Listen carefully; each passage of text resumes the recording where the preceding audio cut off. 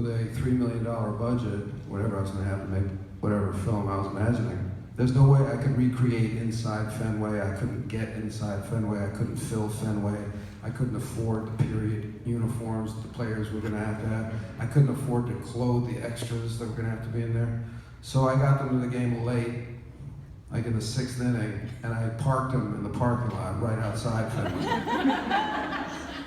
And in fact, it kind of works. I kept it that way in the novel. The novel, obviously, it wouldn't have cost me a penny to put them inside. But I kind of liked it kind of mixed or meshed with the feeling of the book, which was like a lot of almosts and a lot of losses and a lot of, things that get fucked up in life, and they don't work out. You have a ticket to the big game and you get lost. So that's what happens. And I think this is right when I think this is right after Bucky Dennis hit the home run. Let me see how much I can read here. I can read you. I'll read you right when Bucky Dunt. I'll read you. I'll go over one chapter into another. Is what I'll do. All right. So they are. Imagine they're in their car, parked outside Fenway. They're the only ones parked outside Fenway at this point. Everybody else is inside Fenway, watching Sox and the Yankees. So they're listening to Phil Rizzuto, who's a funny New York character who was on the radio at the time. It's a funny feeling because Ted and Marty, even as they are listening, can feel the energy from the nearby stadium. That's me proving to a producer that I can think cheap. Where 32,925 people are focused on the actions of two men playing a child's game. Dent swings at a pitch and fouls it off his ankle. He takes a minute to walk it off. He's in obvious pain and limping, but Lemon, that's the manager, has no choice but to keep him in. Dent steps back in, swings and fouls off another pitch, breaking his bat this time. There's another minute while he heads back to the dugout for a new bat.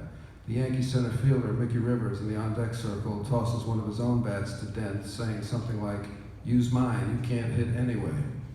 Bucky Dent laughs and walks back out to the plate with Mickey Rivers' bat. Bucky digs in again. Torres, the Boston pitcher, delivers. Dent swings.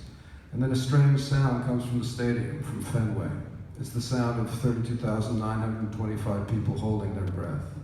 Tens of thousands of people absolutely quiet, watching the arc of a ball and doing mental calculations of its parabola.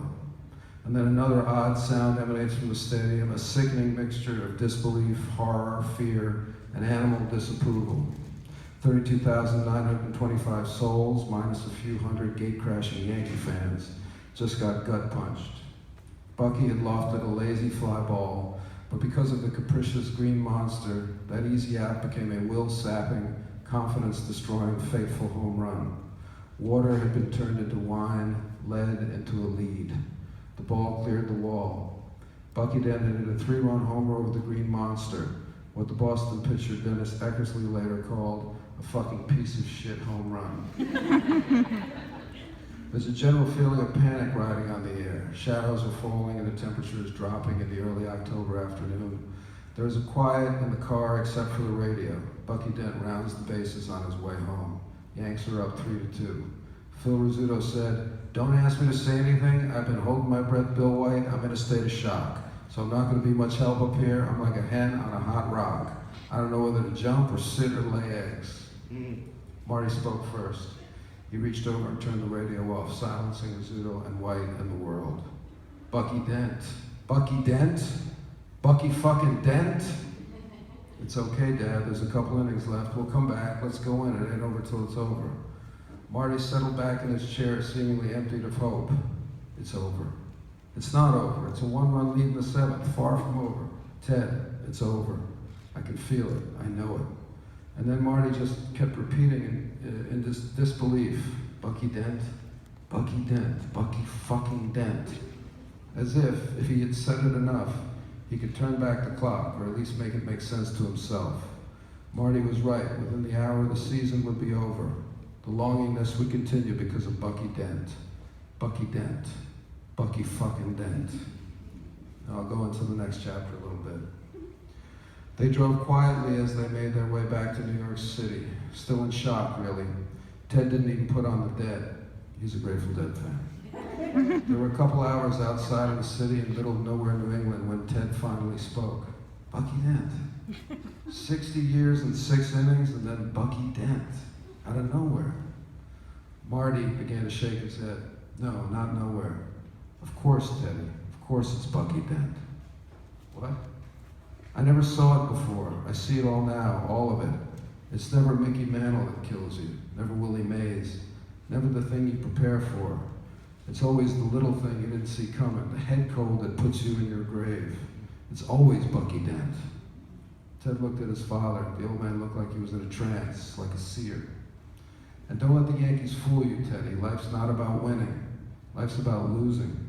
Yankee fans don't know anything about life, but Boston.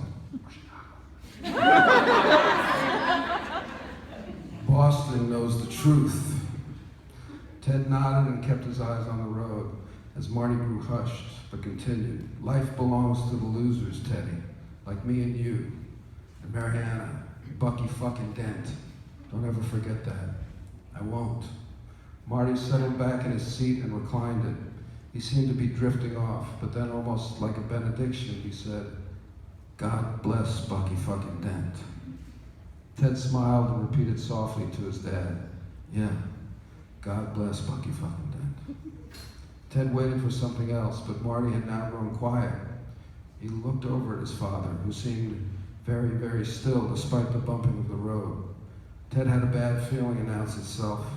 He extended his hand to touch Marty. Dad? Ted rested 2 fingers on his father's neck for a pulse and found none. Checked for breath escaping his mouth, felt none.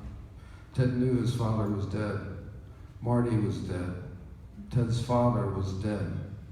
He looked away from his father and back to the darkening road ahead and said only to himself now, God bless Bucky fucking Dent.